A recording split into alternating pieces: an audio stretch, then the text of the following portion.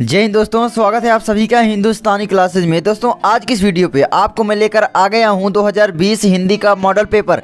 Class 10th में अगर हो तो इस मॉडल पेपर को ज़रूर तैयार कर लो, क्योंकि आ सकते हैं प्रश्न। मैंने पिछली वीडियो में आपको दिखाया था इतने सारे मॉडल पेपर, ये 2018, 2019 और 2019 801 ए, 2019 801 AF का दिखाया था। इस वजह से मैंने इस तरीके से दिखाया था कि बहुत सारे प्रश्न ऐसे हैं जो कि आपके बोर्ड एग्जाम में मतलब जो हर बार दोहराए जा रहे हैं। जैसे कि मैं अगर इसी में दिखाऊं 2018 में है ये, और ये आपका 2019 का है, लेकिन इसमें प्रश्न दोहराए जा रहे हैं। ये वाले प्रश्न और ये वाले प्रश्न जितने हैं ये वाले दोहराए जा रहे हैं। अभी इसमें भी आपका देखना मिलेंगे, ठीक है। तो आप वीडियो का आखिरी तक देखते रहो। तो चलिए देखते हैं। यहाँ पर सबसे पहले आपका प्रश्न वही आता है भाई कि 3 घंटा आपको समय मिलता है करने के लिए, 15 मिनट इसको पढ़ने के लिए दिए जाते हैं। 70 का पूर्णांक होता है, 30 नंबर आपकी स्कूल की तरफ से दिए जाते हैं। आगे इसमें क्या है कि आगे भाई इसमें है निम्नलिखित कथनों में से कोई एक कथन सही उसे पहचान कर आपको लिखना है। जैसे इसमें है, इसमें आपको मैं बता दूं भाई ये वाला सही है, मैंने चिन्ह पहले से ही लगाया है। झलमला कहानी संग्रह के लेखक पद्मलाल पुन्नालाल बख्शी हैं। मैं आपको हमेशा बोलता हूँ कि आप देखिए यहाँ पर हरिकृष्ण प्रेमी, क्या श्रीनिवास दास, देखिए बोर्ड एग्जाम जो पेपर बनाते हैं इतने पागल नहीं होते हैं। वो आपके जो पाठ्य पुस्तक में लेखक या कवि हैं, इसमें तो लेखक वाला ही पूछेगा। जितने भी लेखक हैं उनका ही यहाँ पर पूछा जाएगा। देख सकते हो यहाँ पर हमेशा मैं आपको दिखा दूँ, अगर इसमें देखिए तितली जयशंकर प्रसाद का उपन्यास है, ये सही था। जयशंकर प्रसाद आपके पाठ्य पुस्तक में थे, है ना। इसमें देखिए झलमला कहानी संग्रह के लेखक पद्मलाल पुन्नालाल बख्शी हैं। इसमें देखिए ये भी आपके पाठ्य पुस्तक में है। क्या लिखूं वाला शायद इनके, या ईर्षा तू न गई मेरे मन से वाला रामधारी सिंह दिनकर का था। क्या लिखूं, ये पद्मलाल पुन्नालाल बख्शी का था। आगे मैं इसमें भी दिखा दूँ, अगर ये वाला थोड़ा सा पूछ लिया था, भारतीय हिंदू हरिश्चंद्र को गद्य साहित्य के जनक माना जाता है। ये वाला इसमें थोड़ा सा समझ लीजिए कि बस अलग कर दिया था, ठीक है। नहीं तो और मैं दिखा दूँ ये वाला पेपर भी, अगर देख सकते हो यहाँ पर ये देखिए प्रबंध परिजात के लेखक पद्मलाल पुन्नालाल बख्शी हैं। देख सकते हो आप, हर बार वही प्रश्न दोहराए जाते हैं आपके जो पाठ्य पुस्तक में लेखक हैं। तो इस तरीके आप ट्रिक बना लीजिए। अगर आपको नहीं आता है तो इस तरीके से आप थोड़ा सा ध्यान लगाइए, आपको आ जाएगा। आगे चलिए देखते हैं यहाँ पर आगे क्या दिया जाता है। आगे आपका वही प्रश्न आता है जैसे हर पेपर में आता है। निम्नलिखित कृतियों में से किसी एक कृति का रचयिता का नाम लिखना। रसमीमांसा, एक घूंट, शिक्षा और संस्कृति, और कलकत्ता से पीकिंग। अब देखिए रसमीमांसा के जो हैं लेखक हैं या कृति के रचनाकार आप बोल दीजिए अयोध्या सिंह उपाध्याय, हरिऔध जी थे। और एक घूंट के आपके जयशंकर प्रसाद हो गए। एक घूंट करुणालय, एक घूंट है ना महाराणा का महत्व चंद्रगुप्त स्कंदगुप्त है। अजात शत्रु ध्रुव स्वामी कामना राजश्री करुणालय, एक घूंट महाराणा का महत्व शोकोच्छ्वास। मैंने एक सांस में आपको बता दिया। आगे देखिए यहाँ पर शिक्षा और संस्कृति के जो लेखक हैं वो है डॉक्टर राजेंद्र प्रसाद, ठीक है। तो आप या बापू के कदमों में भी आप देख लेना, यही इन्हीं की रचना है। कलकत्ता से पीपिंग, भगवत शरण उपाध्याय, आप देख सकते हो भगवत शरण उपाध्याय, डॉक्टर राजेंद्र प्रसाद, एक घूंट आपका जयशंकर प्रसाद, रसमीमांसा अयोध्या सिंह उपाध्याय, हरिऔध। इनमें से देखिए मैंने आपको बताया ना कि आपके जो पाठ्य पुस्तक में लेखक है उन्हीं से ज़्यादा पूछी जाती है।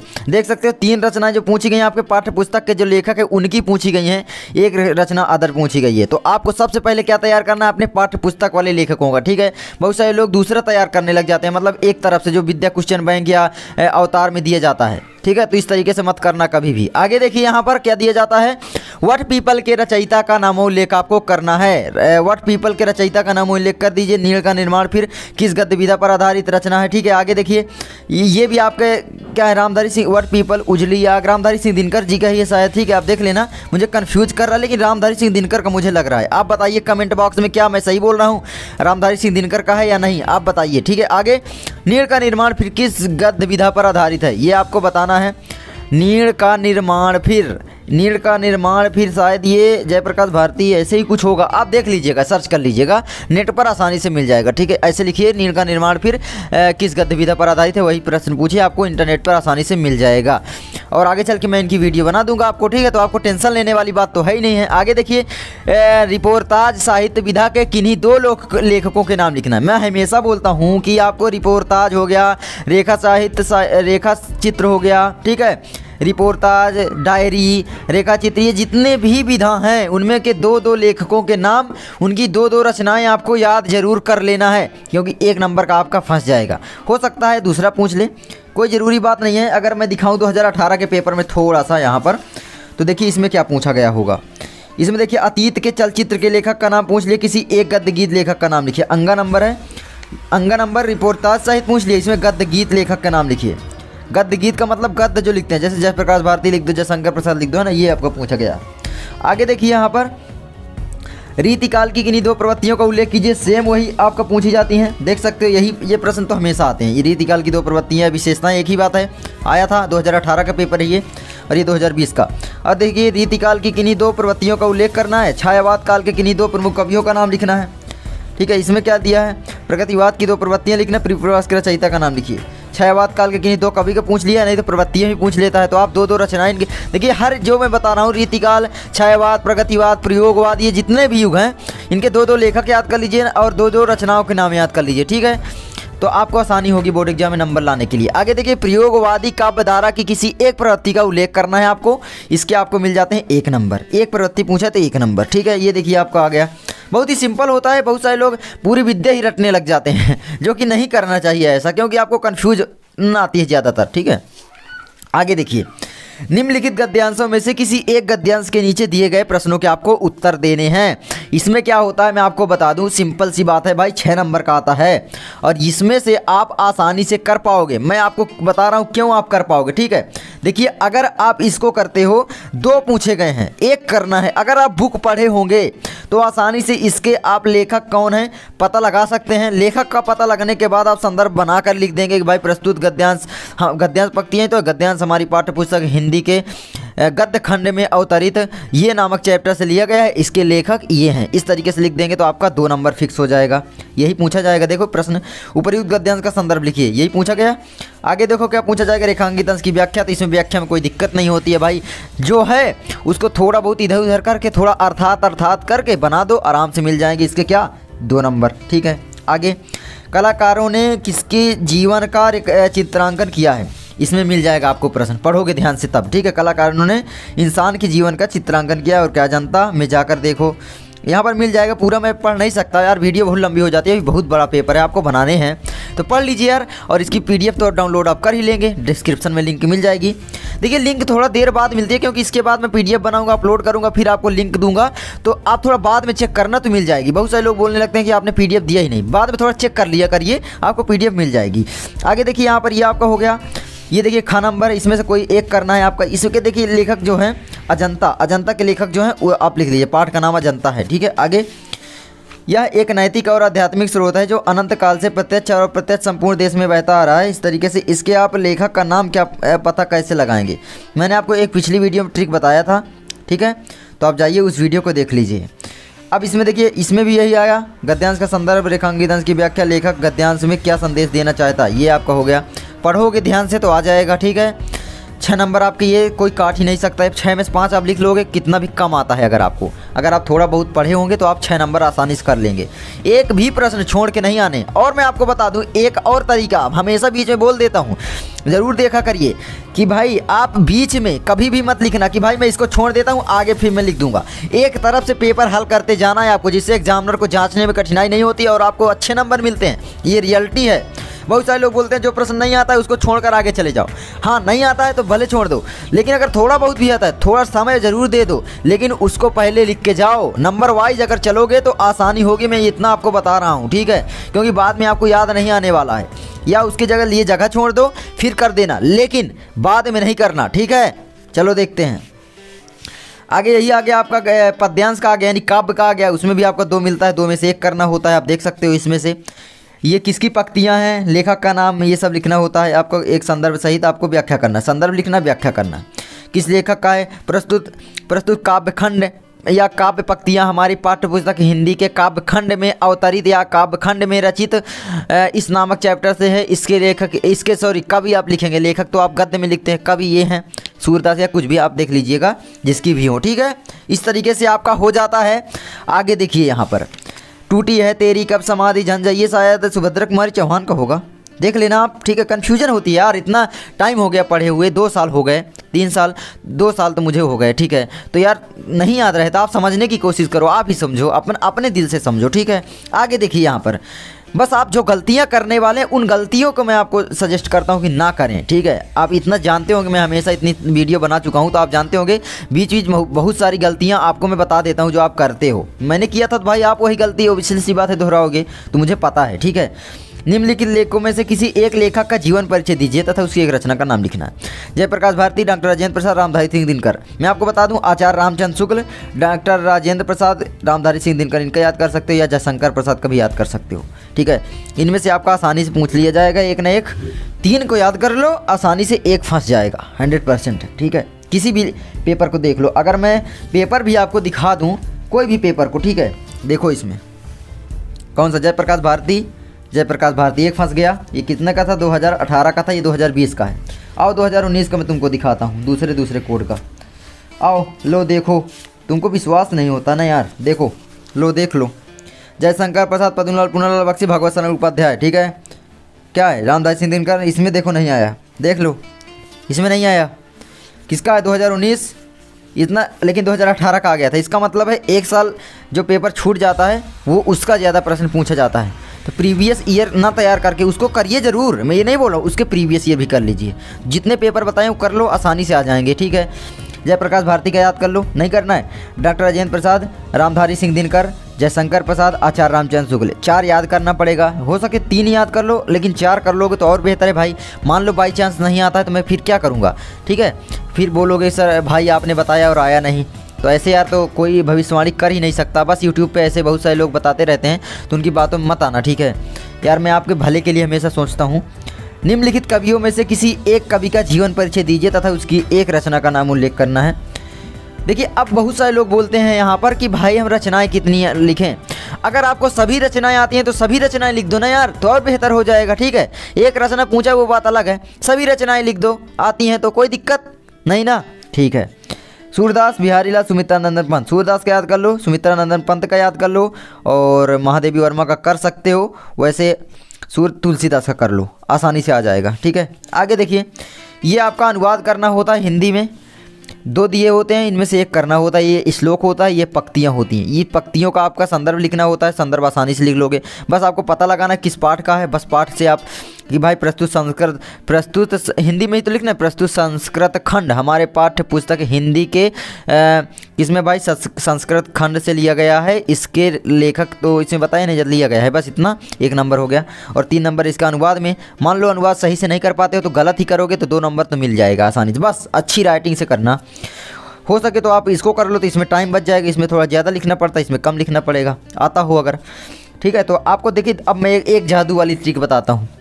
अपने देखिए यहाँ पर अपनी पाठ्य पुस्तक से कंठस्थ किया हुआ कोई एक श्लोक लिखना है जो इस प्रश्न पत्र में ना आया हो। इसमें क्या मतलब है?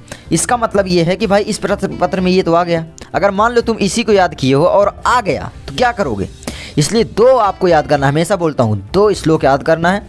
मैं आपको बता दूँ एक और, सर्वे भवन्तु सुखिनः, सर्वे सन्तु निरामया, सर्वे भद्राणि पश्यन्तु, माँ कश्चित् दुर्भाग् भवेत्, इसको याद कर सकते हो। और एक वीर वाला है शायद, अरे यार वो मुझे याद आ नहीं रहा। इसमें एक बहुत अच्छा श्लोक था, मैं आपको दिखा देता हूँ इसी में से। ठीक है, तो इसमें आपका आ जाता है ये देखिए, बंधनम मरणम वापि जयो वापि पराजय, उभयत्र समो वीरा, वीर भव ही वीरता। मुझे याद था लेकिन बस थोड़ा कन्फ्यूजन हो जाती है। आगे देखिए यहाँ पर क्या आता है, इतना हो गया, बस ये हो गया। 2 नंबर आपका फिक्स है ये। निम्नलिखित में से आपको 2 संस्कृत का उत्तर देना, मैं आपको जल्द वीडियो बना दूंगा और वही प्रश्न आएंगे। ठीक है, ज्ञानम कुत्र संभवति, ज्ञानम सर्वत्र संभवति, चंद्रशेखर काशी, चंद्रशेखर एक क्रांतिकारी असी था ना। न्यायन का वर्धते, न्याय जो करता है, न्यायान विद्या वर्धते, या कुछ लिख देना अगर नहीं आता है। ठीक है, भारतीय संस्कृति का संगम स्थली, भाई विविध धर्माणाम संगम स्थली है ना, विविध धर्मों की संगम स्थली है। बस ये है आपका। या देखिए मैंने बता दिया, लेकिन इसकी मैं उत्तर प्रश्न सब कुछ आपको बताऊंगा। करुण अथवा हास्य रस की परिभाषा एवं उदाहरण दीजिए। ये प्रश्न तो 100% है आपका आएगा, बस दोनों को तैयार करे रहना, जितने भी दिए हैं सभी को।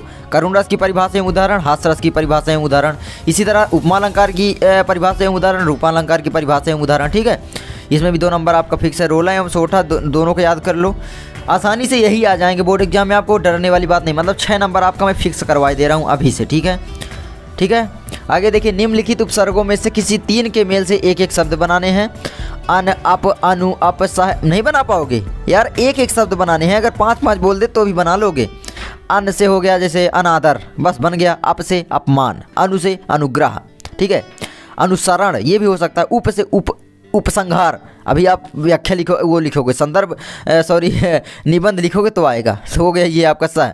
उप से हो गया उपकार भी लिख सकते हो, उपकार करना किसी के ऊपर। सह से हो गया सहचर सहपाठी। अभि से अभिशाप, अभिमान, ठीक है, अभिगौरव, ये भी हो जाता है। अभिक्रिया, यार आपका विज्ञान भी इसमें काम आ जाएगा, ये मत सोचो, पढ़ाई हर जगह इससे रिलेटेड रहती है। चलो देखते हैं आगे। ये आपका प्रत्यय आ जाता है, खा नंबर, कौन सा, 9वां का खा, प्रत्यय। इसी तरह आपके बोर्ड एग्जाम में आएगा। आपको 2 2 4 5 में से एक करने हैं। एक आप करोगे आसानी से आ जाएगा, मैं आपको कैसे बताता हूँ। देखिए भाई 2 नंबर के आते हैं, त्वाप ता पन हट, ये बाद में आना चाहिए, वजह से तो आप लीजिए, यही आप याद कर लो, 100% यही आएंगे। बस इनके तैयार कर लो, याद तो कर लोगे ना, एक एक शब्द कर लो। वैसे तो आप बना सकते हो यार, कितने हैं, 5 में 2 करने हैं यार, 2 नंबर मिल जाएंगे। जैसे यहाँ पे तत्व लिख दो, तत्व आप पढ़े विज्ञान में, ता मित्रता, मित्रता नामक आप यहाँ पर आचार्य रामचंद्र शुक्ल का जो है निबंध है। और पन, बचपन, ठीक है, हट, गर्माहट, चहचहाहट, ठीक है, ये हो गया। और इसमें हट में आहट आ सकती है, तो बस चहचहाहट, ये आहट दोनों में आ जाती है, हट तो उसमें आता ही है।